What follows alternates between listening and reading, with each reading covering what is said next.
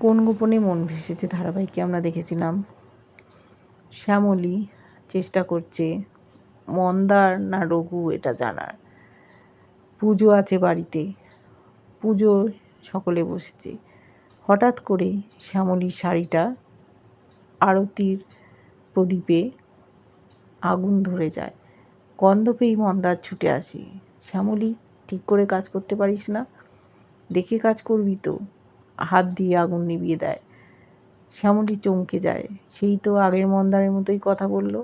যখন জলে ও পড়ে গেছিল, মন্দার দৌড়ে গিয়ে ওকে উদ্ধার করেছিল, ঝাঁপিয়ে পড়েছিল জলে।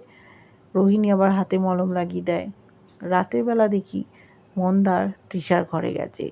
সেখানে অরুণা বউ আর ওর বসের সাথে কথা হচ্ছে কনফারেন্সে। অনিকেতা শ্যামলীকে মারার জন্যই পাঠিয়েছে এই রঘুকে, এ মন্দার না। সমস্ত শুনে নিয়েছে। তৃষা ওকে গাইড করছে। ঘর থেকে বার করতে গিয়ে শ্যামলীর মুখোমুখি বলেছে ও ঘুমের ঘোরে চলে এসছে। শ্যামলী তাই বিশ্বাস করেছে। পরের দিন ডাক্তারের কাছে নিয়ে গেছে স্মৃতি ফেরানোর জন্য। কি হয় দেখতে থাকো।